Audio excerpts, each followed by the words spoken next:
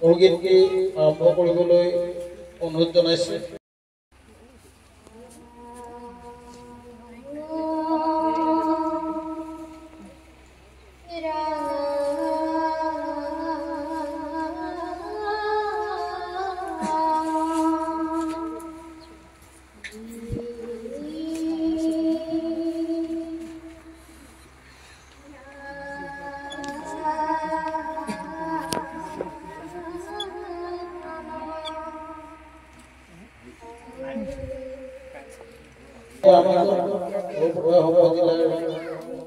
বিষয়া মহোদয় সাংস্কৃতিক বিষয়া মহোদয় তেখেতে খোলা বিচাৰে বৰ্তমান জনাইছে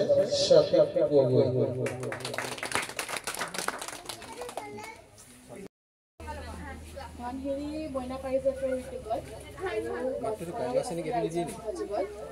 নতুনকৈ জন্মলাভ কৰা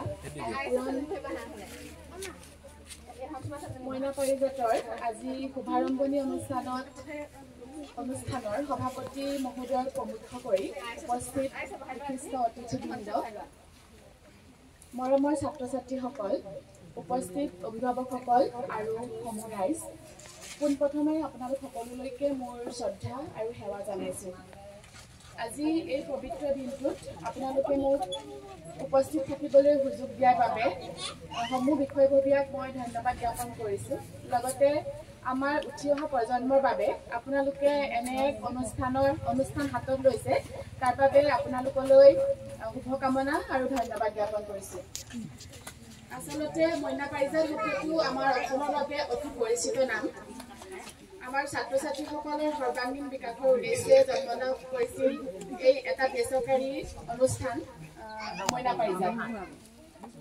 আচলতে সৰ্বাংগীন বিকাশ বুলি ক'বলৈ গ'লে আমি ছাত্ৰ ছাত্ৰীসকলৰ শাৰীৰিক, মানসিক, আধ্যাত্মিক, মনোপেশীয়, সাংস্কৃতিক সকলো দিশৰ বিকাশকে আমি বুজি পাওঁ। আৰু আমাৰ শিশু বিশেষজ্ঞসকলৰ মতে যে আমাৰ শিশুসকলৰ 5 বছৰৰ পৰা 10 আৰু 12 বছৰ বয়সত তেওঁলোকৰ এই সময়টো মানে শিক্ষা গ্ৰহণৰ বাবে অতি গুৰুত্বপূৰ্ণ সময়। এই সময়তে ছাত্ৰ ছাত্ৰীসকলে যিসমূহ শিকে সেইসমূহে তেওঁলোকক ভৱিষ্যত এগৰাকী সুনাগৰিক হোৱাত সহায় কৰে। এই সময়ছোৱাতে ছাত্ৰ ছাত্ৰীসকলে আমাৰ সমাজৰ বিভিন্ন বিষয়সমূহৰ লগত পৰিচিত হয়, লগতে তেওঁলোকে নিজে কিছুমান বস্তু অনুসন্ধান কৰিবলৈ আৰম্ভ কৰে।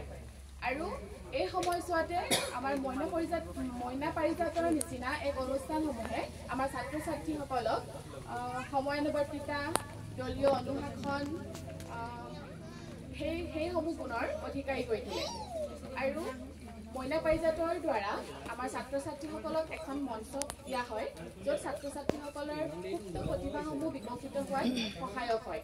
লগতে মইনা পাৰিজাতে আমাৰ ছাত্ৰ ছাত্ৰীসকলক ছাত্ৰ ছাত্ৰীসকলৰ বাবে বিভিন্ন কাৰ্যসূচী হাতত লয়, যিসমূহ কাৰ্যসূচীয়ে আমাৰ ছাত্ৰ ছাত্ৰীসকলক ভৱিষ্যত স্বাৱলম্বী হোৱাত সহায় কৰে। কোৱা হয় যে আজি শিশু কাইলৈ ভৱিষ্যত এগৰাকী সুনাগৰিক। ছাত্ৰ ছাত্ৰীসকলক এগৰাকী সুনাগৰিক হিচাপে গঢ়ি তুলিবলৈ আমাৰ অভিভাৱক তথা আমাৰ জ্যেষ্ঠজনৰ বহুতো কৰণীয় আছে। আমাৰ ছাত্ৰ ছাত্ৰীসকলৰ ঘৰুৱা পৰিৱেশে তেওঁলোকৰ বিকাশত বহু সহায় কৰে। দুটা শব্দ আছে, বৃদ্ধি আৰু বিকাশ। বৰ্তমান আমি দেখিবলৈ পাওঁ আমাৰ ছাত্ৰ ছাত্ৰীসকলৰ বয়স অনুপাতেতো বৃদ্ধিটো হৈ যায়, কিন্তু সেই অনুপাতে আমাৰ বিকাশৰ অনুপাতটো খুব কম। এই ক্ষেত্ৰত আমি অভিভাৱকসকলে গুৰুত্ব দিব লাগিব, যিহেতু আমাৰ ছাত্ৰ ছাত্ৰীসকলৰ ঘৰখনেই হৈছে প্ৰথম বিদ্যালয় আৰু ছাত্ৰ ছাত্ৰীসকলৰ মাতৃগৰাকীকে প্ৰথম শিক্ষক বুলি কোৱা হয়। সেয়ে আমি ছাত্ৰ ছাত্ৰীসকলক আপোনালোকে পথ প্ৰদৰ্শক হিচাপে আগুৱাই নিব লাগিব। এই ক্ষেত্ৰত এইটো নহয় যে আপোনালোকৰ মাত্ৰ ছাত্ৰ ছাত্ৰীসকলক যিকোনো বিষয়ত অন্তৰ্ভুক্ত হ'বলৈ বাধ্য কৰাব, য'ত তেওঁলোকৰ অলপো ৰুচি নাথাকে। আপোনালোকে এইটো চাব লাগিব যে যিটো বিষয়ত ছাত্ৰ ছাত্ৰীসকলৰ ৰুচি আছে আপোনালোকে সেই বিষয়ত ছাত্ৰ ছাত্ৰীসকলক আগুৱাই নিব। এই ক্ষেত্ৰত আপোনালোকে ছাত্ৰ ছাত্ৰীসকলক সময় দিব লাগিব, লগতে সিহঁতৰ লগত কথা পাতিব লাগিব, সিহঁতে কি বিচাৰে সিহঁতক বুজি পাব লাগিব। তেতিয়াই আপোনালোকৰ ছাত্ৰ ছাত্ৰীসকল আগবাঢ়ি যাব আৰু ভৱিষ্যত এজন সুনাগৰিক হিচাপে থিয় দিব। বিশেষ নকওঁ, গৰমৰ প্ৰকোপ বেছি। শেষত আপোনালোক সকলোলৈকে পুনৰবাৰ মই শ্ৰদ্ধা আৰু সেৱা জনাইছোঁ। আৰু নতুনকৈ আজি বনকৰৈ গাঁৱত নতুনকৈ অংকুৰিত হোৱা অংকুৰণ মইনা পাৰিজাতৰ পৰাই যাতে আগন্তুক দিনত মইনাসকল আগবাঢ়ি যায় আৰু তেওঁলোকে স্বাৱলম্বী হয় এজন সুনাগৰিক হিচাপে থিয় দিব পাৰে, তাৰে আশা ৰাখিলোঁ।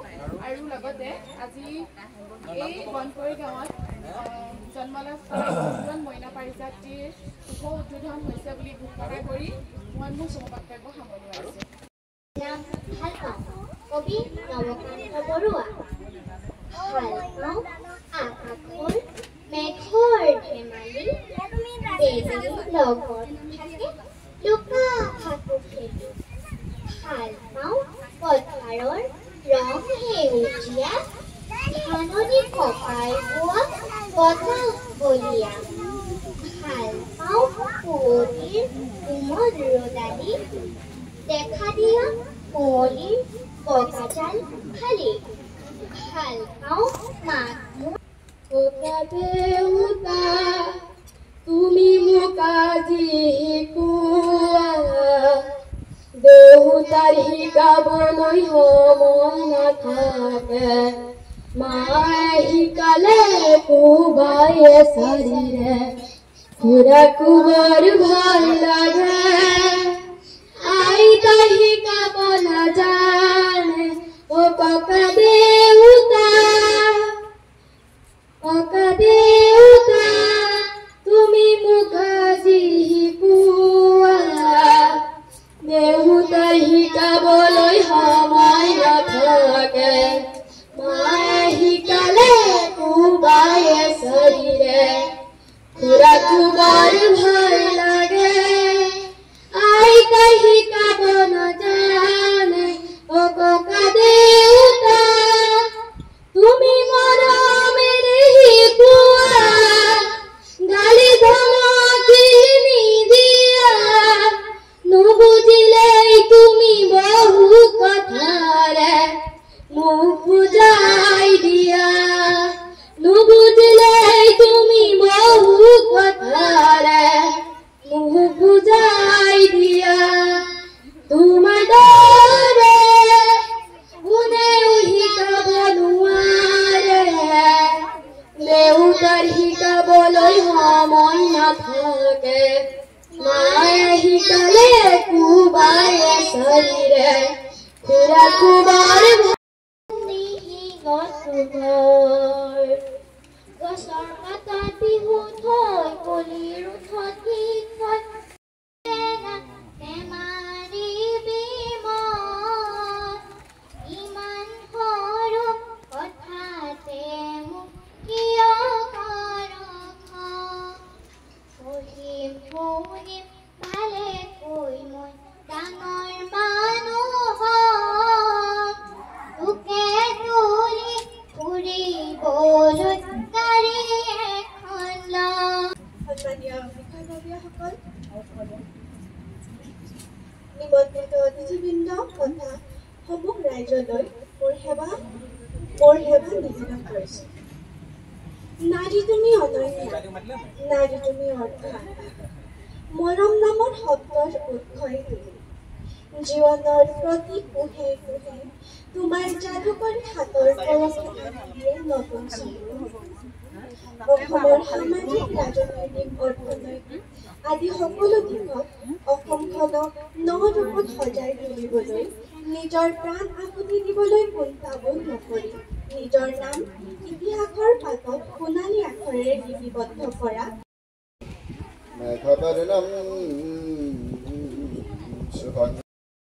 চাবলগীয়া হৈছে, চাইছো এইটো নাইকিয়া কৰিব লাগে। যেতিয়া আমি এইবোৰ নাইকিয়া কৰিবলৈ শিকিম তেতিয়া আমাৰ জাতিটো শক্তিশালী জাতি এটা হ'ব।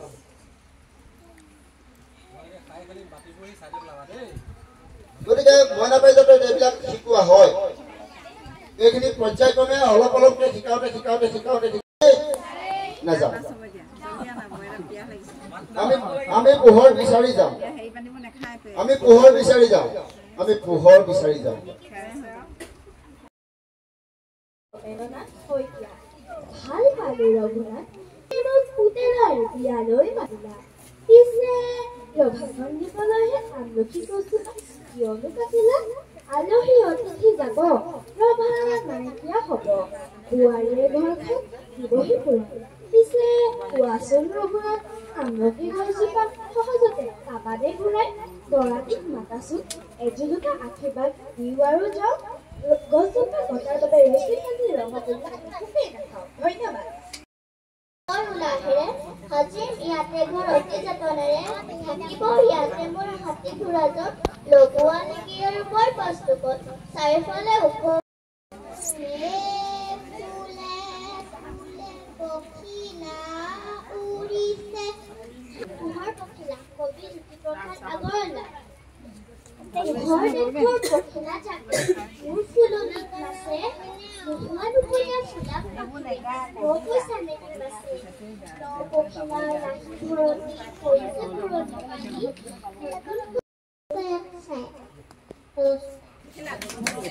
দেশৰ ধৰণী স্বৰূপ শিশুসকলৰ ভৱিষ্যতৰ উজ্জ্বল কামনা কৰিবৰ কাৰণে এই মইনা পাৰিজাতখনি গঠন কৰিছোঁ।